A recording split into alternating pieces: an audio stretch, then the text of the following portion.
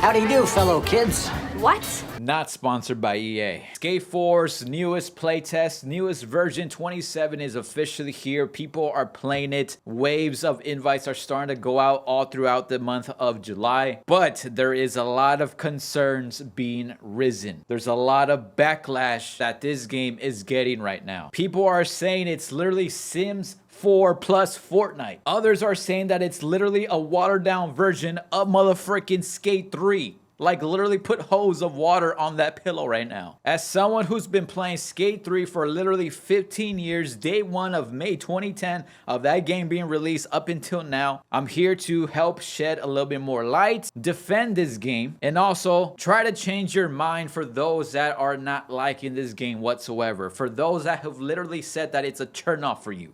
The gameplay has been a turnoff. It's too cartoony. There's no real progression. It's just random challenges spread out through the whole map. Speaking of challenges, that is one of the biggest concerns, is that there's not really a progression system. There's no leaderboards. Competitive, where are you at? There are 4 sections to the map, 4 little areas, and each area has its own challenges. These challenges update every day. You kind of like level up in every single area, but not really. It's kind of weird. It feels like it's just trying too hard to be hip. In my opinion, there should be a milestone progression, like missions to complete, and you level up every time you do, and eventually you become a pro or something. Owning your own skateboard brand or your own team that you start from scratch with one member and level it up all the way up into your worldwide. Or maybe just a simple battle pass like a skate pass. Regardless, a simple career mode would have been a lot better than just random challenges spread out through the whole map. And if you're a more experienced player, a lot of these challenges, if not most of them, are pretty easy. They're catering a lot to new skaters, to younger audiences, which is, there's nothing wrong about that. I just feel like there should be a balance.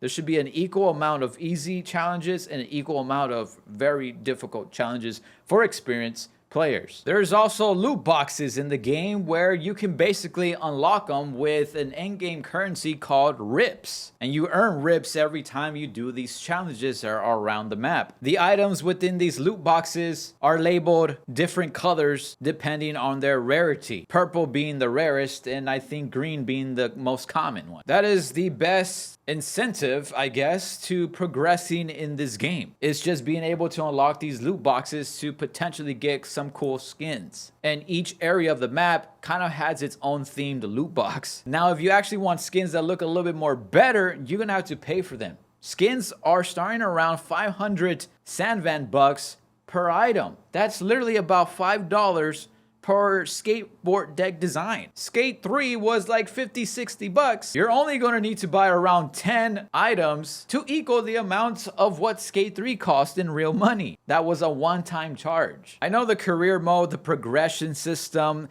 all the random challenges is not really what we asked for, but I do want to shed a little bit of light. The developers, Full Circle, might seem like they're not really paying attention to us, but the thing you guys got to realize is that they're being very strategic with this game. They're being very smart with it, the way they approach it. In my previous videos, I have said that, yeah, they suck at their marketing. They're freaking bombing it. There's not really no hype that they're building for it. But now, after playing this game in the playtest, I'm starting to realize that they're not just going to give us every single thing that we want or that we ask for right off the rip in this new version playtest. They're going to start adding to this game after early access. So imagine another new version for early access with more stuff, with game modes, with a different progression system being added to the game on launch. And then over time, they'll slowly be adding new and newer things to it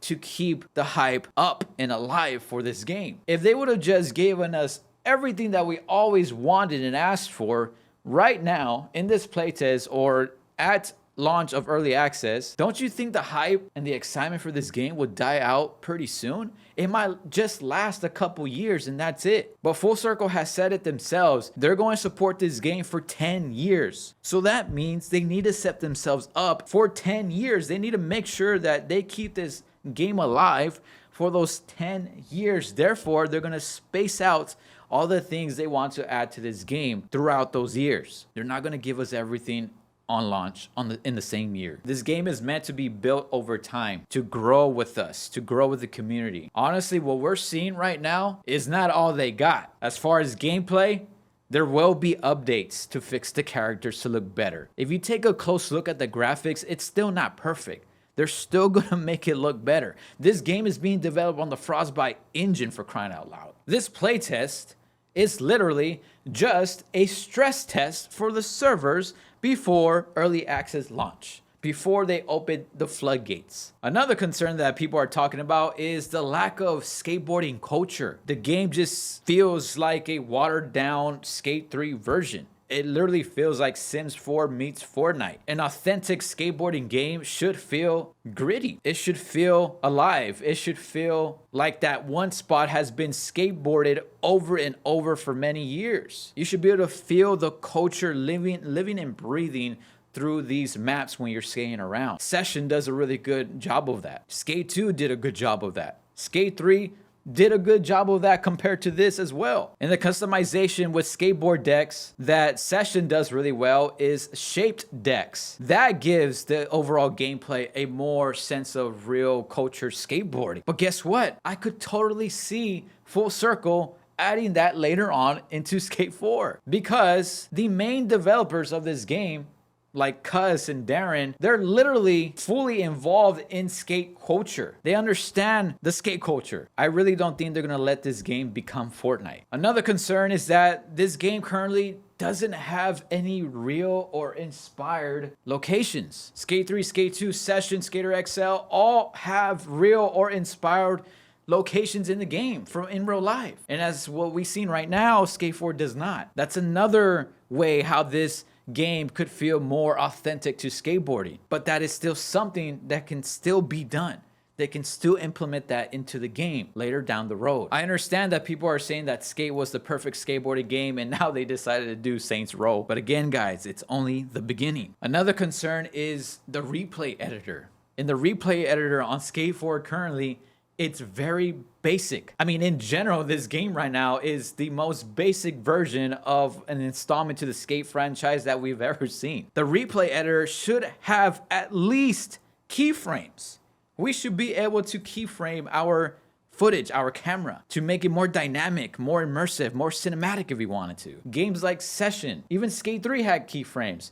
Even games like Rust do a really good job with their replay editor. If they really want this game to be social like they're saying they want it to be, they need to help us be creative with giving us the right tools to do so. But again, this is something they can implement down the road. It's not over yet. Another concern is that the immense amount of people in these servers, the 100 to 150 people in a server, is too much. It's too crazy. Well, guys, in my opinion, I don't think it is. I've played the playtest, like I said. I've been in these servers that have 150 people in it. I've even got recognized already in them. And even getting recognized where they end up starting to surround me and follow me around, it still doesn't really feel chaotic at all. People are like literally minding their own business, skating different spots regardless of how basic the spot is. There's even depth to the server, to the gameplay, to the map. What I mean by that is that everyone is not just on the first level where you find all your street parks, all your on-ground ramps and ledges, etc. There's also buildings that you can climb to go to another skate park that's on top. So there's literally levels, layers to this map, to this gameplay. That helps with not letting the game feel congested. But one thing I really 100% agree with, and I really do hope they do this, but I'm not sure they actually are down the road, is offline mode. We need an offline mode. I feel like this mode will help amend a lot of people's frustrations. Skate 4 is not done yet, guys. It's not done yet. They're only getting started. Let them cook. Let me know what you guys think in the comment section down below, and I'll see you on Skate 4.